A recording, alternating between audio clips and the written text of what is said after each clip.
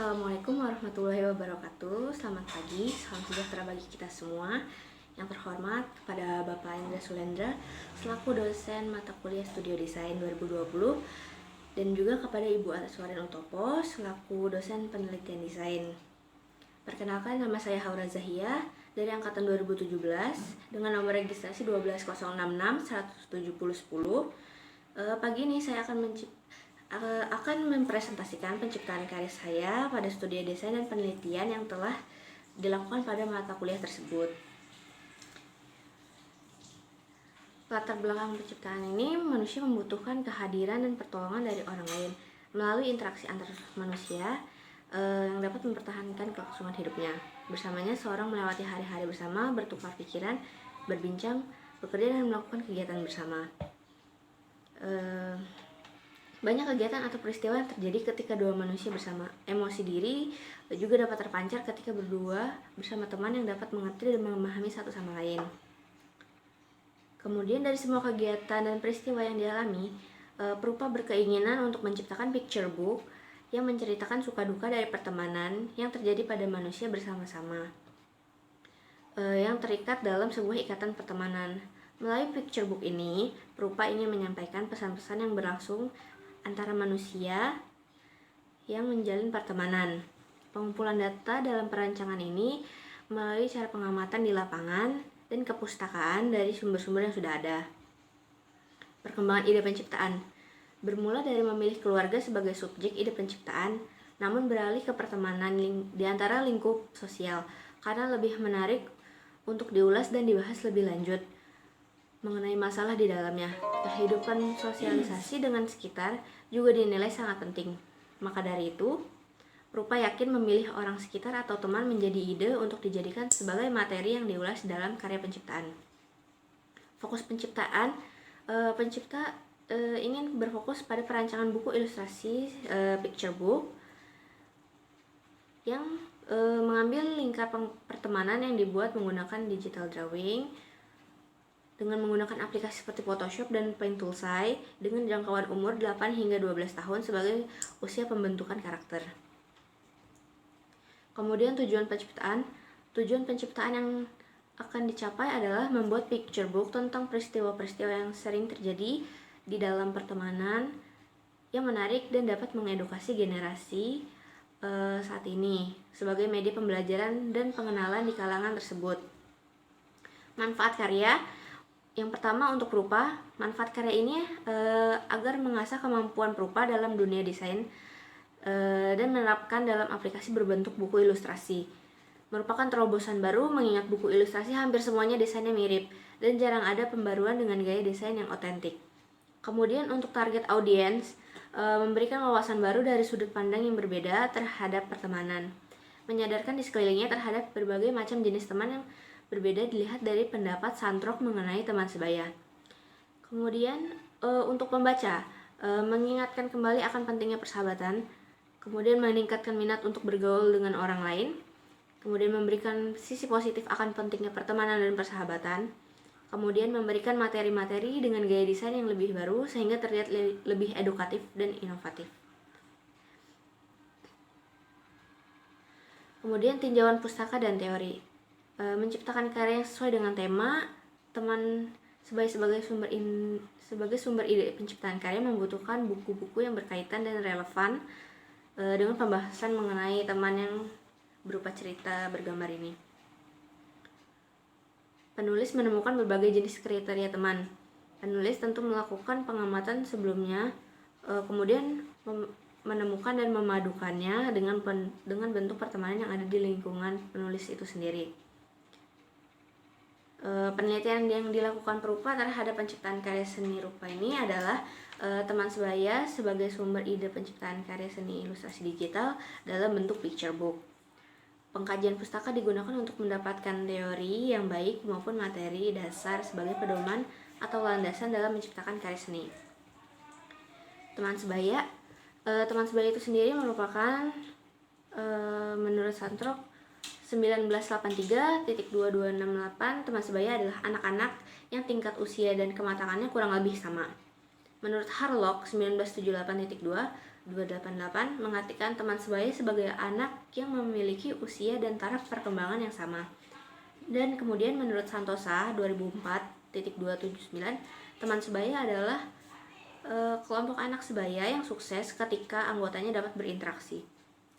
Beberapa penjelasan teman sebaya di atas dapat diartikan sebagai kelompok orang yang memiliki latar belakang, usia, pendidikan, dan status sosial yang sama. Dan teman sebaya biasanya mempengaruhi perilaku dan keyakinan masing-masing anggotanya. Kelompok teman sebaya biasanya saling bercerita tentang kesenangan dan latar belakang anggotanya. Selain tingkat usia yang sama, teman sebaya juga memiliki tingkat kedewasaan yang sama. Nah, status teman sebaya menurut Sandrock 2011.271, status sosiometrik merupakan penilaian anak-anak terhadap seberapa banyak mereka suka atau tidak suka dengan teman sebaya atau teman sekelas mereka. Membedakan status teman sebaya sebagai berikut, ada 5. Yang pertama ada anak-anak populer, di mana anak itu sering dinominasikan sebagai teman terbaik dan jarang sekali ada yang tidak menyukainya. Kemudian anak-anak biasa, yaitu anak yang menerima jumlah rata-rata baik nominasi positif maupun negatif dari teman sebaya atau teman sekelasnya. Kemudian yang ketiga ada teman yang terabaikan, anak-anak yang terabaikan, yaitu anak yang jarang dinominasikan sebagai sahabat tetapi bukan tidak disukai oleh teman sebaya mereka. Kemudian ada anak-anak yang ditolak, yaitu anak yang jarang dinominasikan sebagai seorang sahabat dan secara aktif tidak disukai oleh teman sebayanya. Dan yang terakhir ada anak-anak kontroversial, di mana anak-anak ini sering dicalonkan sebagai sahabat maupun yang disukai. Inspirasi karya saya ini, sumber inspirasi berasal dari beberapa buku yang memiliki genre persahabatan. Di antaranya ada buku Anohana, The Flower We Saw That Day.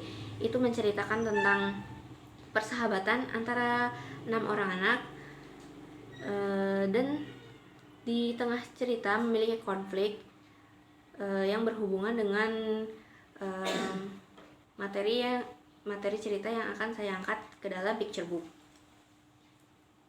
Menggunakan gambar di dalam buku merupakan hal yang baik karena akan menstimulus anak untuk melihat dan membayangkan seperti apa kejadian yang terjadi ketika suatu plot itu terjadi.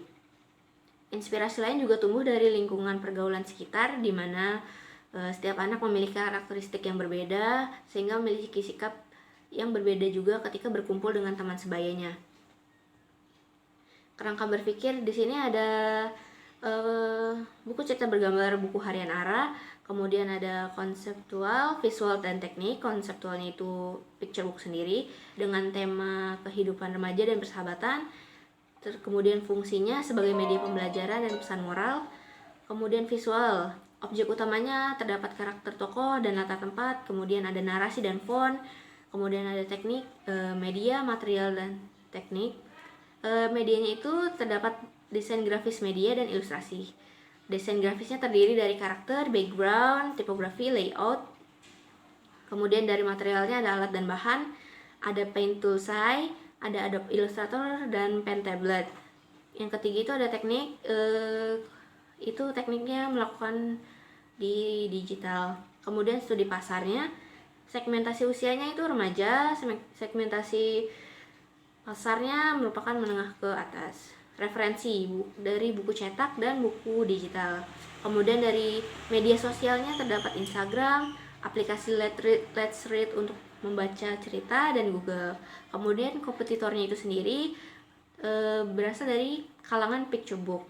Kemudian proses eksplorasi terdapat eksplorasi 1 dan 2 seperti ini. Kemudian telah melakukan survei mana yang lebih disukai, dan akhirnya terjadilah pemilihan buku dan terjadilah buku seperti ini. Tentu ada mood board. Mood board yang digunakan terdiri dari 5 karakter yang dijelaskan oleh Stanthrope, dan mood board untuk latar belakang yang digunakan dalam picture book ada di sebelah sini. Kemudian ada eksplorasi 1 dan 2 yang ini tadi. Kemudian menggunakan beberapa palet warna yang sudah dipilih sesuai dengan keinginan pembaca setelah melakukan survei. Kemudian ini ada visualisasi karya. Ini tampak depan, kemudian ini ada belakang, tampak belakang. Kemudian ini adalah tampak dalamnya. Terdiri dari ilustrasi dengan cerita di bawahnya. Kemudian di sini ada packaging. Ini ada packagingnya dari luar. Ini bagian luar dan ini bagian dalamnya. Dilipat seperti ini. Kemudian deskripsi karya singkatnya saja, berbentuk picture book yang bertemakan teman sebaya ini berkisah tentang persahabatan yang terdiri dari 5 orang dan memiliki latar yang berbeda. Mereka memiliki perbedaan namun tidak membuat setiap orang dari mereka merasa malu ataupun kecewa.